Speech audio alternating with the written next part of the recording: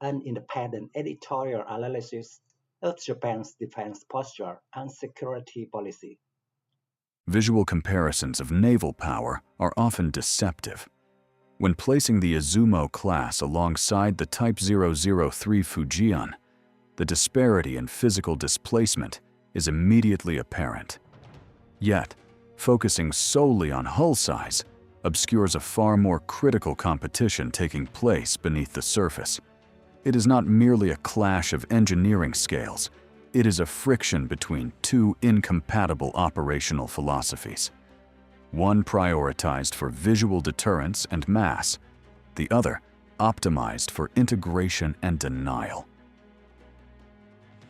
The introduction of the Type 003 Fujian into the maritime equation marks a deliberate industrial pivot by Beijing.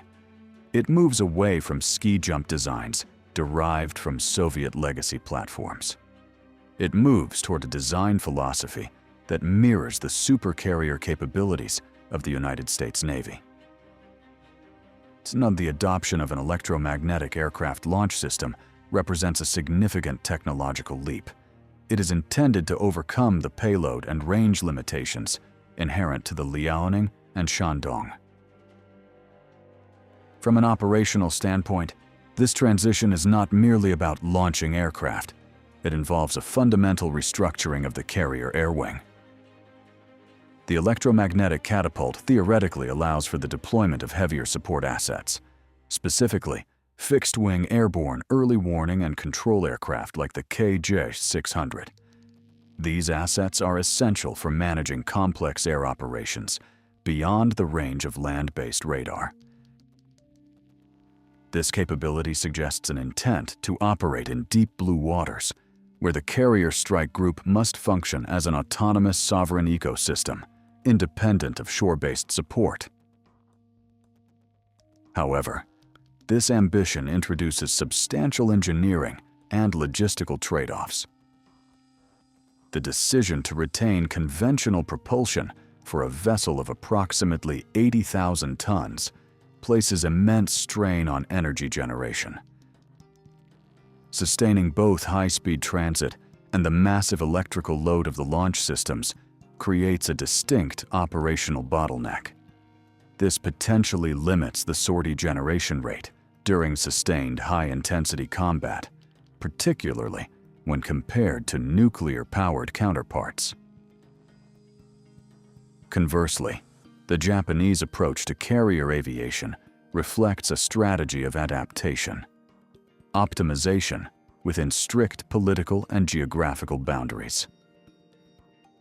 The transformation of the Izumo and Kaga helicopter destroyers into light aircraft carriers capable of operating the F-35B does not signify a pursuit of parity in displacement. Instead, it indicates a focus on qualitative superiority and integration. The choice of the short takeoff and vertical landing variant dictates the operational tempo.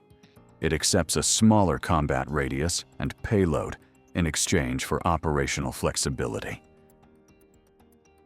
This design philosophy aligns with a posture of active defense along the first island chain. Here, the primary mission is not global projection, but the denial of sea and airspace to an adversary.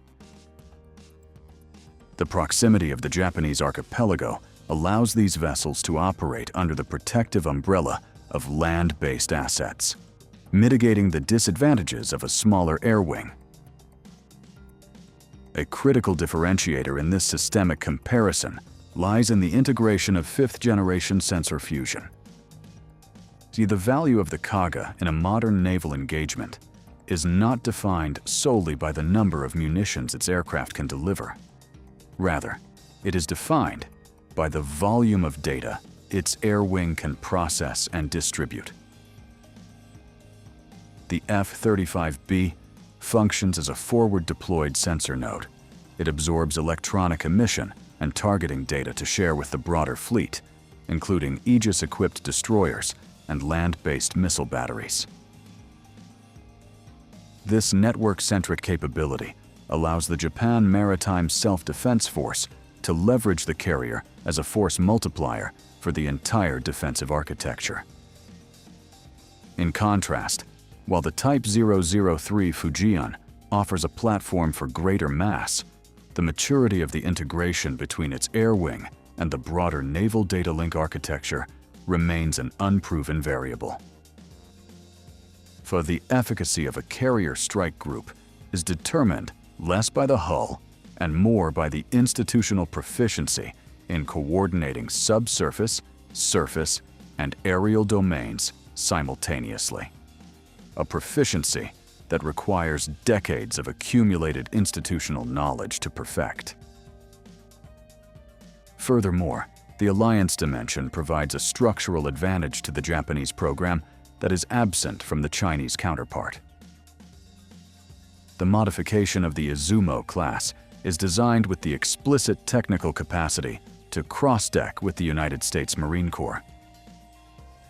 This interoperability transforms the vessels into interchangeable assets within a combined fleet architecture. The ability of U.S. aircraft to rearm and refuel on Japanese decks creates a level of operational resilience that complicates the targeting calculus of any potential adversary. This interchangeability effectively expands the magazine depth and tactical availability of the fleet without requiring a linear increase in domestic defense spending. It represents a cost-effective method of generating deterrence through alliance integration rather than indigenous mass production.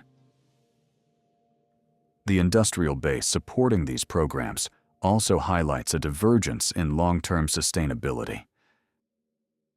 The rapid shipbuilding pace observed in Chinese shipyards demonstrates an impressive capacity for mobilization.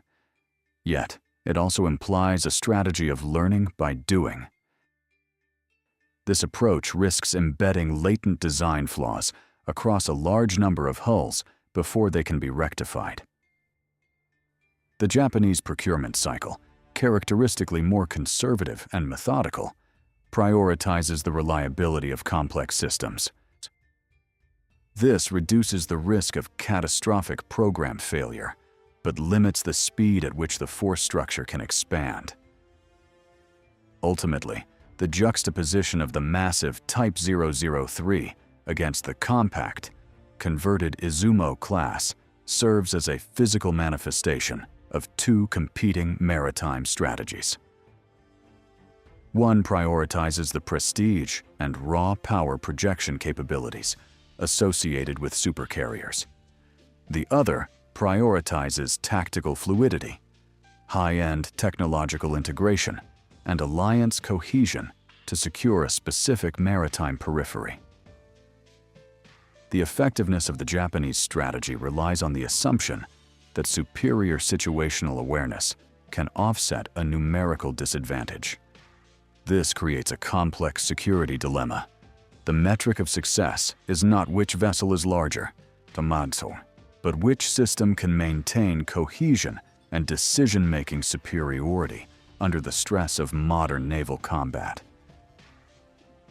The trade-off for Japan remains the inherent limit of the hull size, while the Chinese platform offers a significant margin for growth, provided the substantial hurdles in propulsion and personnel training can be overcome.